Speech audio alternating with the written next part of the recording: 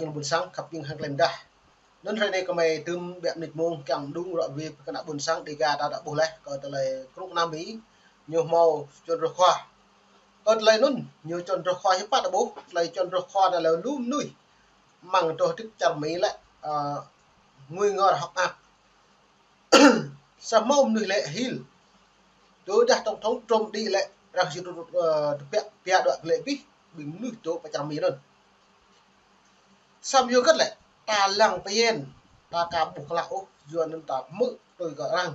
đối vậy dùa nên tổng thống Mỹ nước Mỹ lại nhớ luồng lâu nhiều khắp cả nạ buồn sang của những phố đó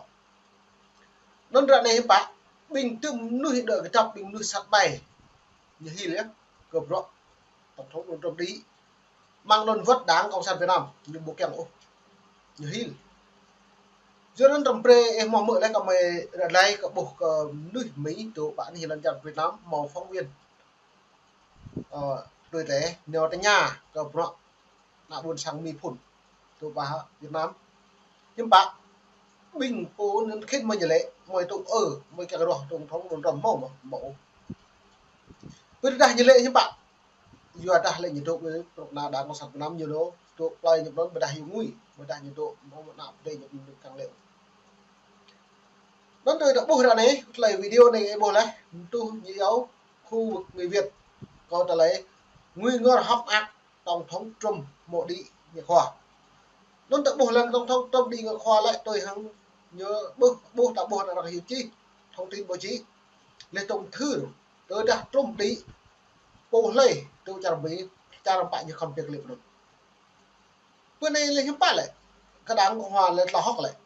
giờ nó mời về làm việc cắt lấy video rồi về một vài Tờ trung tâm thương mại lớn nhất của người Việt ở khu vực thủ đô Washington DC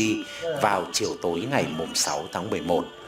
Một số cử tri sinh sống trong vùng ủng hộ ông Donald Trump của Đảng Cộng Hòa tụ tập về đây để ăn mừng chiến thắng của ông trong cuộc bầu cử Tổng thống Mỹ 2024. Những bức chân dung và một nhân vật trong hình dáng ông Trump đã xuất hiện ở đây, bên cạnh những bộ trang phục hay những chiếc mũ với khẩu hiệu đã trở thành slogan của ông Trump trong các cuộc đua vào Tòa Bạch Ốc, làm cho nước Mỹ vĩ đại trở lại.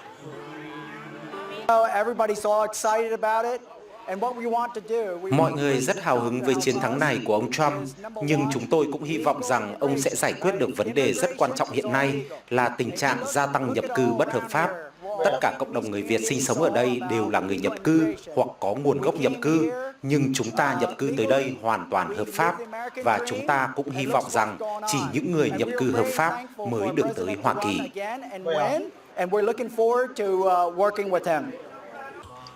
nó em bồ lại có trả lời với nhập là lùm nuôi người Việt mất có nó Việt Nam xăm cái năng lấy mò thăm tùy nhập cư nó bỏ lại nó bỏ một số hộ chính dự là cái Mỹ với bình nhập cư như yếu có trả lời được chấp bút chẳng được mạng rõ đây đi bỏ mò thăm đây thì hiểm bạn luôn lệ tổng thống Trump nhiều kỹ lệnh sắc lệnh lệ pre mắc và đặc biệt lệ làm chặt cái nhập cư tìm nuôi nhập cư như hàng hay là thăm như là cái mi mố việc liễu như mà cái lệnh như mạng này tôi ép bình nuôi sau sát này bình nuôi ma túy này bộ mò hạn cái cớ này nhất như trà là cả trong đồng đi ta bộ ta lại nhập cư là bộ mò làm nuôi con Việt Nam ta mò mà đa số mà luôn bình duyên nhiều nó nhiều rung nhá nhiều hay luôn mắt tổng thống Trump đi với tổng thống Trump đi là nhớ kéo trục xuất việc lệ vi phạm nhưng bạn đọc bộ nó tôi cần lệ bình ta một con ở giờ ta trưng bình nuôi người Việt tôi chẳng Mỹ nó lại hàng lại nhập lại làm ăn số điệu lại cả là cái Mỹ bộ mỏ hụi với bình nuôi bộ mà làm ăn thì bạn đâu nhiều lại tấn nào là hụi lấy ra cho việc lệ làm chặt cái bạn làm chặt cái bộ nó là nằm chụp chỉ lan ôi dòng đời đã khắp yếm cật lại đã mời đoạn về nó lại lũ dòng đời đầu đoạn về trong đi làm việc lệ vì hết cả làm chặt việc lệ tập nhê mình vậy rồi là ra đây là làm việc đoạn do kết lại tôi lại pro làm cả dọn lệ bùng hào đôi dự dọn ở một sớm một chiều dọn ra đấy thực tế đã lại nhiều cả hàng này tự như cái nhà là phải dọn ở cả lên đây như hiếm bảy như càng tư một đẹp hà nội lại thì còn nào buồn sáng hà này nào buồn sáng đây cả hà này ta bạn đi hà này lần làm mỏ đây à Dua nó nên là nằm chụp chỉ là ô pi bằng pro là pro được bẹt char là char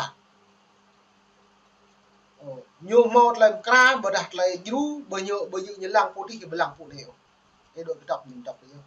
bờ pro răng kra là kra đấy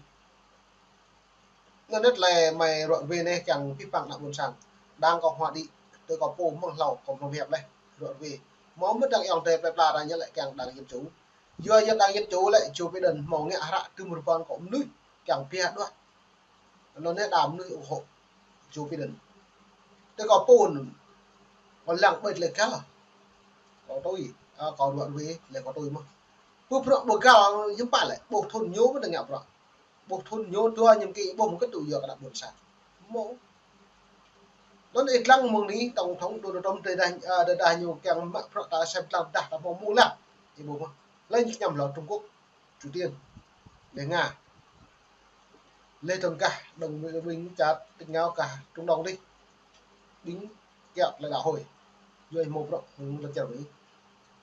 lê thường mang đến hàng Trung Quốc khi bạn nhiều lúc lần chặt Việt Nam dưới nó nhìn Nam hoặc là lần chặt Việt Nam vô cất lại bộ rồi lại nó chìm Việt Nam để sót lại kẹt dưới vậy nó mày phải xem lặng để đăng lấy video nuôi doan tôi anh ấy chẳng mấy lê thường học ác nhung bóng giữa cỡ tổng thống Trung Trung đi dạ rõ lê thường chấm máu lại cái nàng lấy dù như em đọc nó có vẻ xem lặng vậy. Bên cạnh kỳ vọng ông Trump sẽ giải quyết được tình trạng nhập cư bất hợp pháp tại Hoa Kỳ, kiềm chế lạm phát, phát triển kinh tế, thì các cử tri có mặt tại đây cũng hy vọng rằng trong nhiệm kỳ 4 năm tới đây, Tổng thống đắc cử Donald Trump sẽ có những giải pháp hợp lý cho hai cuộc chiến tại Ukraine và Trung Đông hiện nay. Bên cạnh đó là một chính sách ngoại giao và quân sự hợp lý liên quan đến NATO để trật tự thế giới được vãn hồi. Những cử tri này bày tỏ sự tin tưởng và hy vọng vào cách làm việc rất khác biệt của ông Trump. 4 năm trước đó không có chiến tranh. Bây giờ đang chiến tranh xảy ra thì tôi hy vọng rằng Tổng thống Trump sẽ có những cái biện pháp mà riêng của ông để ông làm cho cái chiến tranh sớm chấm dứt. Vấn đề đó từ từ chứ không phải là ông giải quyết một ngày một giờ được. Tôi hy vọng rằng sẽ từ từ ông sẽ có ý kiến để mà giải quyết về cái vấn đề mà chiến tranh Trung Đông cũng như Ukraine.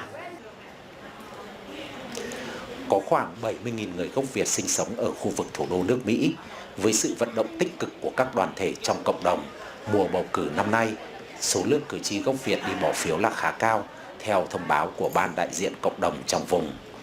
Bất chấp những chia rẽ nhất định trong cộng đồng và ngay cả trong các gia đình gốc Việt về quan điểm ủng hộ Đảng Cộng Hòa hay Dân Chủ, khi mùa bầu cử đi qua, dù ứng cử viên nào chiến thắng, cộng đồng gốc Việt sinh sống ở khu vực thủ đô nước Mỹ cũng nỗ lực gác lại bất đồng để cùng hướng tới các sinh hoạt chính trị và xã hội chung, góp phần phát triển cộng đồng và tiếng nói của người Mỹ gốc Việt.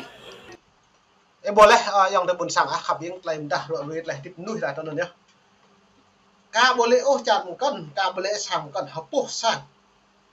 Mau mak hiểu này,